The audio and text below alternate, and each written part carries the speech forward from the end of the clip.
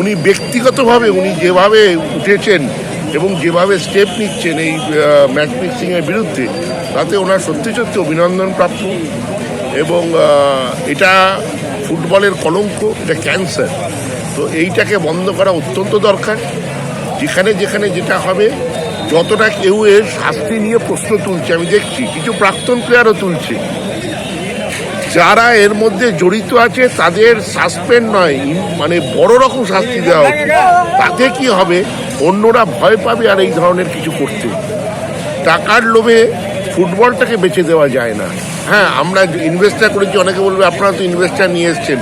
হ্যাঁ, আমরা ইনভেস্টার নিয়ে এসেছি, শেয়ার দিয়েছি, কিন্তু ফুটবলের সঙ্গে তঞ্চকতা করিনি। ভালো টিম বানিয়ে আইএসএল জেতার চেষ্টা করি, আইএসএল জিতি, এবার এফসিতে ভালো ফল করার চেষ্টা করি। সেটাই হচ্ছে ফুটবল। আজকে বাঙ্কারিলকে নিয়ে মোহামেডান আজকে আই লিগ চ্যাম্পিয়ন হচ্ছে, কিন্তু তাই বলে আমরা স্পন্সরের দ্বারা যদি ঘটাপ হয়, চরম প্রতিবাদ করা উচিত এবং তাদের চরম শাস্তি পাওয়া উচিত। আপনি তো দীর্ঘদিন ধরে মাঠ করছেন, মানে আমাদের ঘরের মাঠে গড়াপেটা হয় যে ভালোবাসা, যে রেলিগেশনটা আটকানো, এইরকম কি কখনো ভেবেছিলেন যে ম্যাচ ফিক্সিং করে টাকা উপার্জন করা? এরা তো আমাদের ঘরের মাঠে। না, তবে ভালোবাসারও জায়গা নেই ফুটবলে। ফুটবলে ভালোবাসার, আমার সঙ্গে মোহামেডানের সম্পর্ক অত্যন্ত ভালো। তা ভালোবাসার জন্য কি আমরা মোহামেডানকে ছেড়ে দিই না মোহামেডান আমাদের ছেড়ে দেয়? তো এটা ভালোবাসার জায়গা নয়, সেটাও অন্যায়।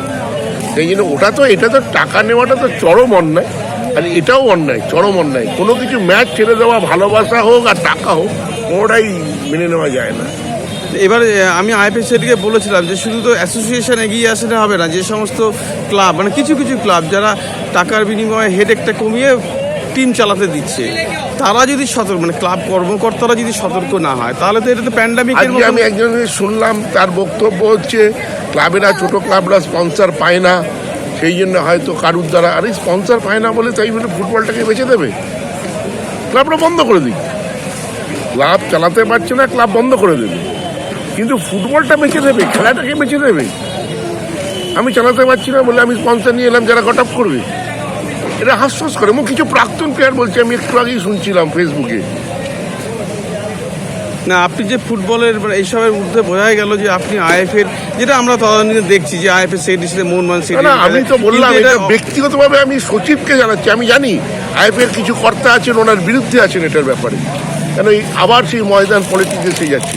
কিন্তু আমি অনির্বাণ দত্তকে পার্সোনালি আপনাদের মাধ্যমে একটু আগে আমি অন্য সবার সঙ্গে আমি মিট করেছি, সবার সামনে ওনাকে আমি ধন্যবাদ জানাচ্ছি। উনি বুক চিতিয়ে লড়াই করুন ফিক্সিংয়ের বিরুদ্ধে, আমি ওনাকে পুরো সাপোর্ট দেবো।